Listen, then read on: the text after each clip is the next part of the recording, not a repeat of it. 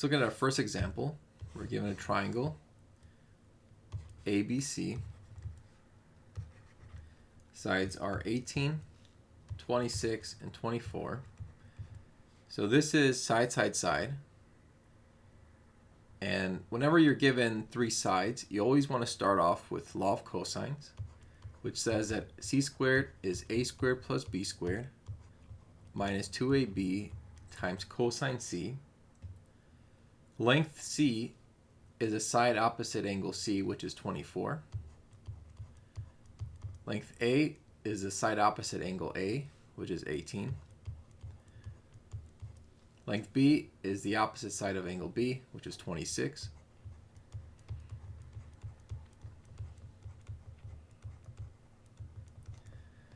Now we simplify. 24 squared is 576. 18 squared plus 26 squared is 1,000. 2 times 18 times 26 is 936. Subtract both sides by 1,000. We get negative 424 is equal to negative 936 cosine c. Divide both sides by negative 936 to get that cosine c is equal to 53 over 117. And lastly, we'll apply the inverse cosine to both sides and get that angle C is equal to 63.06 degrees. So that's going to go up here. Now we need to find what angle B and A are. So we're going to apply the law of sines. So law of sines, we'll use angle C and angle B for that. Angle C we just figured out was 63.06. Plug it in. And then length C we're given as 24. We don't know what sine B is, but we know that length B is 26. So we're going to multiply both sides by 26.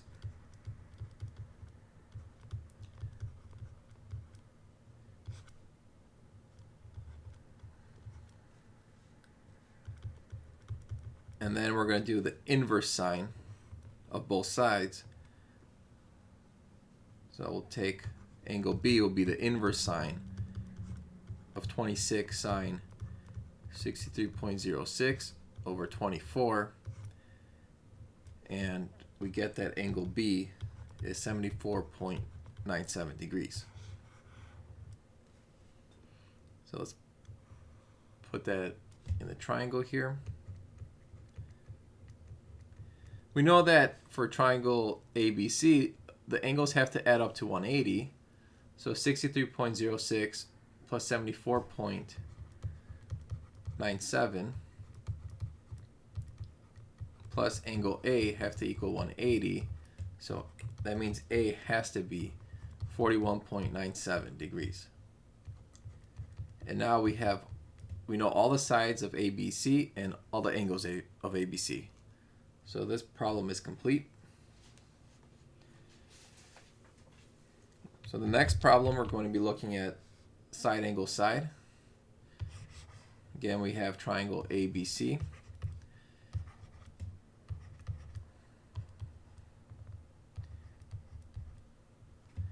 So here there's multiple ways to go about it, but I'm going to start off using law of cosines. So I want to find length B because I know angle B. So we know that B squared is A squared plus C squared minus 2AC cosine B. A is 13. C is 22.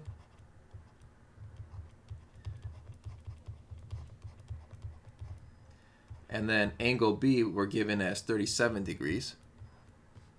So this is going to be B squared. Now, if you plug in the entire right side in the calculator, we get that B squared is 196.18. Take the square root and get B is 14.01. Next step, we're going to do law of sines. I want to figure out what angle A is. So I'm going to use angle B for that.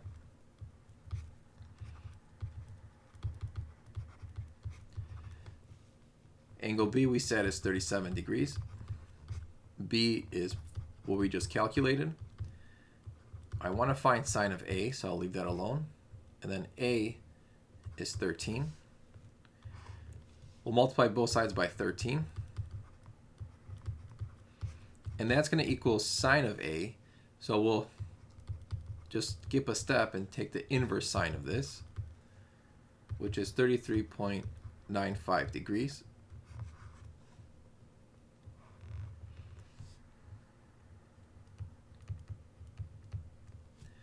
Now we know what angle A is, we know what angle B is, so we just need to find out what angle C is.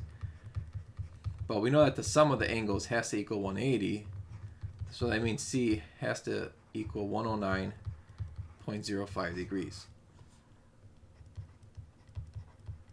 And so we found out all the angles, all the sides, and again this problem is complete. Okay, this last example, we're also given triangle ABC, but this time it's side angle angle or angle angle side, however you want to think about it. So it's 45 degrees and 79 degrees.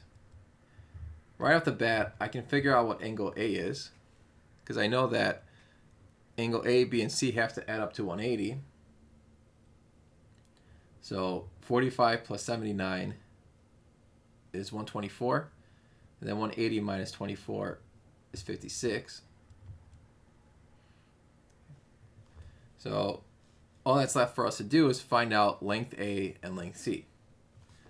So I'm just going to use law of sines here, and it doesn't matter the order in which you do it, but I'm going to figure out what length C is first. So this is one way to do it.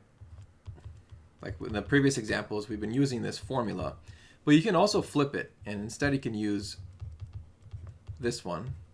So if you flip both sides, you get, if you flip both sides, you get to this one. If you flip both sides, you get to that one. So they're equivalent. And the reason I'm going to use the second formula is because the C is unknown, and it's better to have an unknown at the top than the bottom. All right, so now we plug in what we know. We know that sine C is sine of 45, B is 32, and angle B is 79. We're going to multiply the sine 45 to the other side.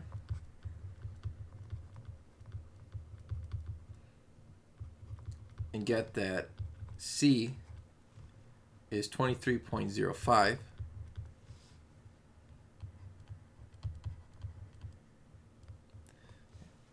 And now all we have to do is find angle, or side A. So we'll use the formula A sine A, and then we'll use B again. It's better to use B because B is a nice even answer versus C is a rounded answer. So 32 is exact, 23.05 is an approximation. And the numbers are just nicer. Okay, so A is, we're trying to find A, so we'll leave that alone. And then angle A is 56.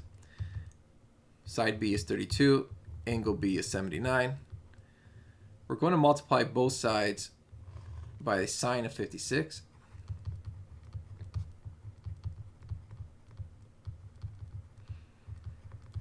And get that side A is 27.03.